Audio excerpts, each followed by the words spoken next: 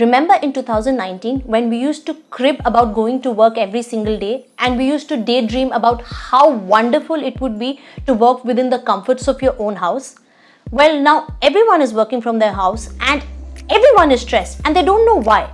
In this video, I'm going to explain to you why working from home is actually more stressful. And before you ask me how am I an expert in this, let me just give you a brief history. I quit my job, my corporate job, my very alluring job in 2016 to work elusively from home, and I'm able to balance all areas of my life. And hopefully by the end of this video, you too would enjoy working from home.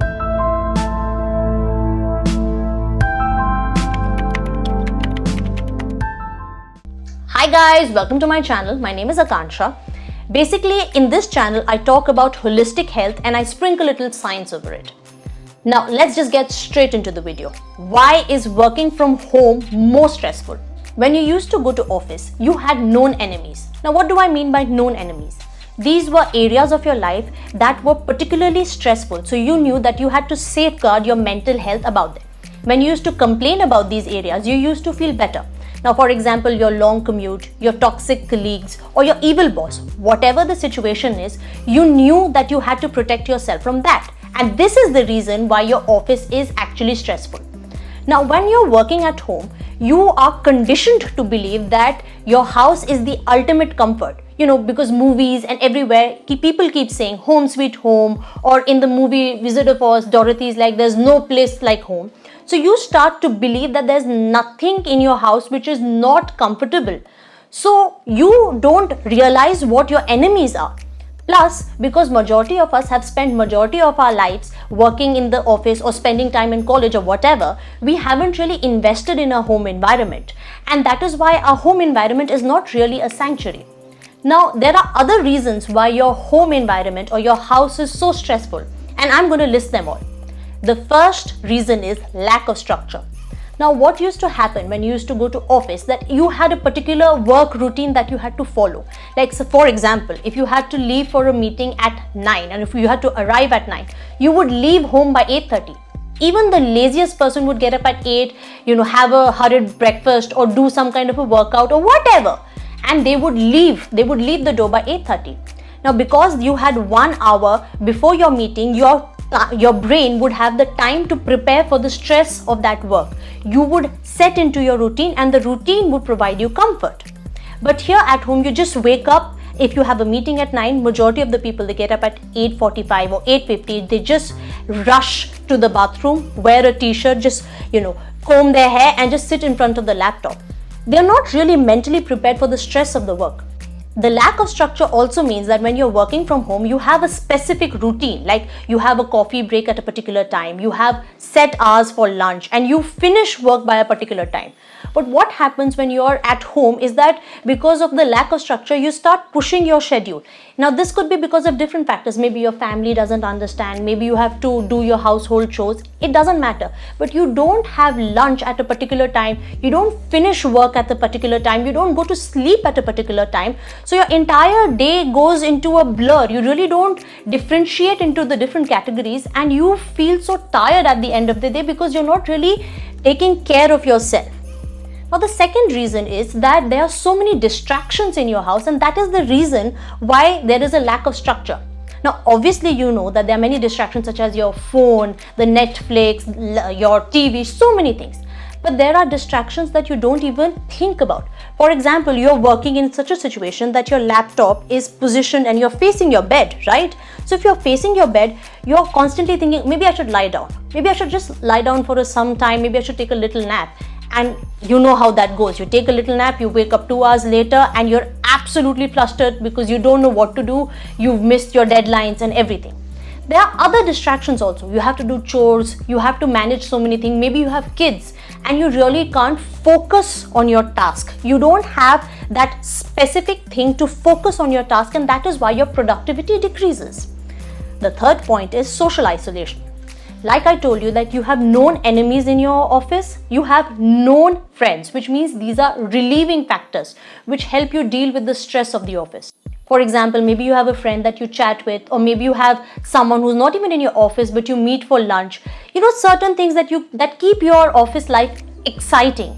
But now that you're in the confines of your own house, you're actually socially isolated, and we have not been conditioned to spend time alone, because once we are alone, we start thinking of the things that we have taught ourselves to ignore, like maybe your past mistakes, or maybe the regrets that you have for your present, or maybe you're worried about your future. And because you're alone, you don't have any distractions from these thoughts, and that is why it becomes really painful. The next reason is a lack of accomplishment, a sense of low accomplishment. Now what happens when you're working in the office? Okay, so there are people who are going to be praising you. Okay, today you're looking very nice, you're looking very happy, all these casual comments that come towards you. Or maybe you do a really good, nice job of yourself, and then your boss praises you.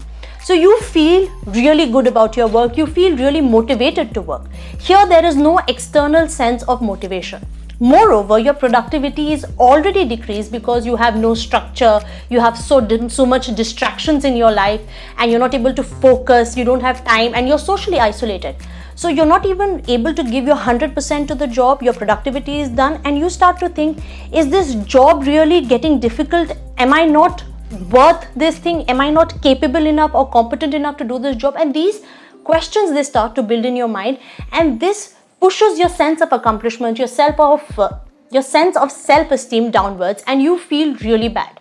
Now, a combination of all these factors make the home environment really, really bad, and that is why you feel so stressed throughout the day, and you really cannot go outside and get rid of the stress. In earlier situations, in pre-corona times, what we used to do is every time we were stressed, we would go clubbing or whatever, we would go trekking or whatever is your usual sense of venting. But you can't do that now. You're just stuck in your house, and therefore you start to build this sense of resentment towards your house, which further makes you feel as if working from home is more stressful. So it's not really one thing, it's a combination of all these things which make your home environment so stressful. Now, if it is so stressful, there is an easy solution, and I'm going to give you the psychology-based hacks now.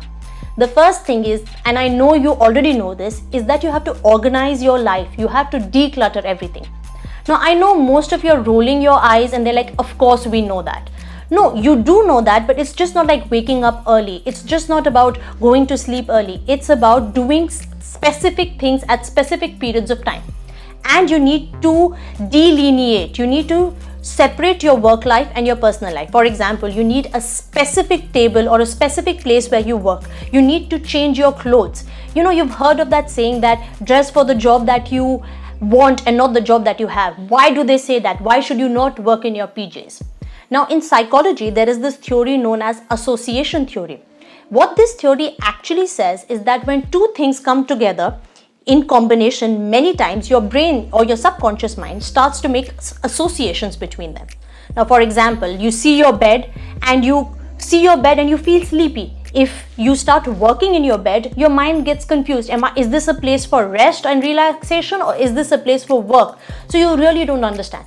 But if you have separate areas, you feel better. And plus, when you're dressed well and you if you're walking around the house and you happen to catch a glimpse of yourself in a shiny surface or in a mirror, you feel good about yourself.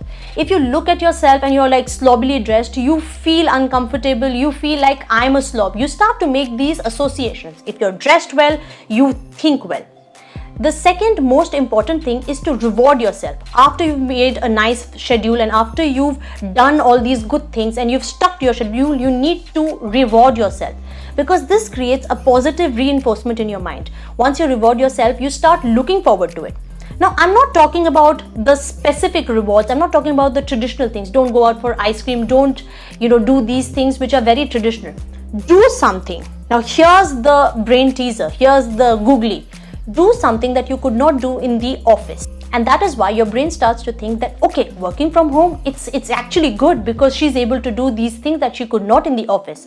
And it could be simple things. I'm going to give you a few examples. Like when I'm working from home, so I put on a face pack. Obviously, I can't do that if I'm in front of a lot of people.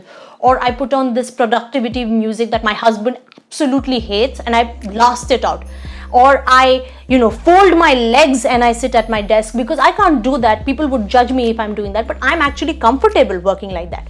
So think of these things, customize it and incorporate it into your daily life so that you actually enjoy working from home. The third and the most important thing is to protect your sleep. If you are not sleeping well, you're not resting well, you're going to wake up grumpy and you're going to go to work grumpy, and it's a vicious cycle. You don't need that. So how do you protect your sleep? That is a topic for another video, but I'm just going to quickly give you a list. You need to cut off all electronics at least an hour before sleep. You need to make sure that you have no blue light. You need to have a light dinner, but it should not be so light that you wake up starving, and it should not be so heavy that you're just tossing and turning. And once you wake up, just go and stand in the sun for some time, because that activates your pineal gland, your circadian rhythm, and your body clock is automatically regulated. So do that. The last tip is that people, they feel really bad because they're socially isolated, but you're really not socially isolated, because you're in a world where the technology has taken over everything. So what I suggest is that you make a group of all your colleagues, of all your friends, and you talk as if you've been talking in your office. Like if you dress up, just send a picture. See how well I'm looking today. This is what I'm wearing to work. What are you wearing? And share it with them. Take a picture of your meal and just forward it to them, so that you know that exchange is there. You're just not talking about work, but you're actually involving each other in each other's lives. So you're actually remaining friends. I hope this video was helpful to you. If you want to ask me something, please go ahead. I'm going to do an evidence-based research and find you the best available evidence to answer your questions. Do comment if you have certain questions like that. And that's it, guys. You know I become awkward at the end of it. So bye and take care.